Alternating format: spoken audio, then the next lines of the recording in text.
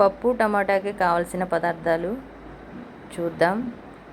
కందిపప్పు పావు కేజీ, టమాటా, పచ్చిమిర్చి, ఆనియన్స్. పప్పుని కొంచెం లైట్గా కడుక్కొని పచ్చిమిర్చి, టమాటాలు, ఆనియన్స్ని కూడా కడుక్కొని కట్ చేసి పెట్టుకుని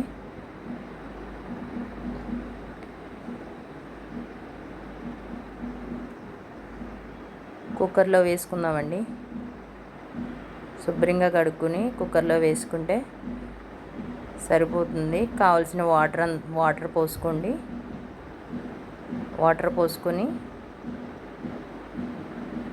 తర్వాత కట్ చేసి పెట్టినటువంటి టమాటాలు, పచ్చిమిర్చి, ఆనియన్స్ కూడా వేసేసుకొని కొంచెం వాటర్ పోసుకొని అందులో ఓ చిటికెడు పసుపు కూడా వేసుకొని కుక్కర్ విజిల్ పెట్టేసుకుంటే సరిపోతుందండి. పసుపు వేసుకుని కుక్కర్ విజిల్ పెడితే సరిపోతుంది.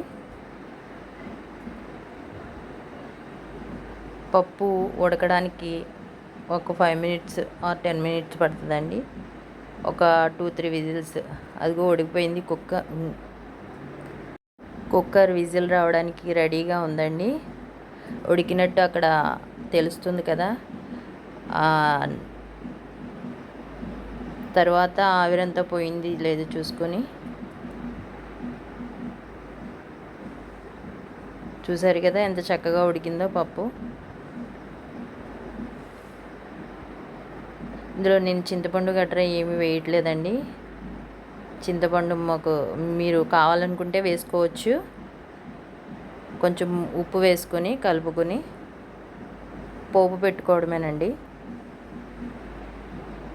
చూసారా ఎంత చక్కగా ఉడికిందో, ఎంత కలర్ఫుల్గా ఉందో. పప్పు చాలా టేస్టీగా ఎమ్మీగా ఉండదు. ఇష్టపడిన వాళ్ళంటూ ఎవరు ఉండరు. పోపు దినుసులు కావాల్సిన పదార్థాలు చూడండి. నేను ఆనియన్స్ కూడా యాడ్ చేసుకున్నాను. ఆనియన్స్ ఎందుకంటే పప్పుకు మంచి ఫ్లేవర్ని తీసుకొస్తుంది. అసలు తింటాం మొదలు పెడితే వదిలిపెట్టరు. ఆనియన్స్ అంత టేస్ట్ వస్తుంది. అదేవిధంగా ఆనియన్స్ వేశారు కదా, ఇంకా వెల్లుల్లి ఎందుకు అంటారు. వెల్లుల్లి కూడా చాలా మంచిదండి. హార్ట్ ప్రాబ్లమ్స్ గట్రా ఉన్న వాళ్ళకి చాలా యూజ్ఫుల్ అవుతుంది.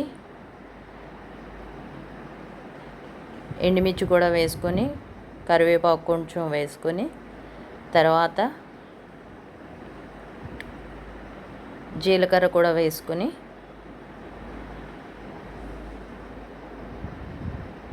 చిటికెడు పసుపు రవ్వ వేసుకుంటే సరిపోతుంది. అంతేనండి. ఎంతో సింపుల్గా టేస్టీగా ఉండే టమాటా పప్పు రెడీ అయిపోయింది.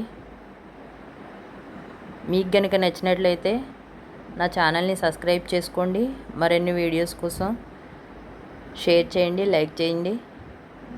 మీ సపోర్ట్ నాకు చాలా అవసరం అనుకుంటున్నాను. చూసి వెళ్ళిపోకుండా లైక్ చేయండి, సబ్స్క్రైబ్ చేసుకోండి, షేర్ చేయండి ఫ్రెండ్స్. మరిన్ని ఇన్ఫర్మేటివ్ వీడియోస్ కొరకు నా ఛానల్ని సబ్స్క్రైబ్ చేయండి. Thanks for watching. Thank you for watching.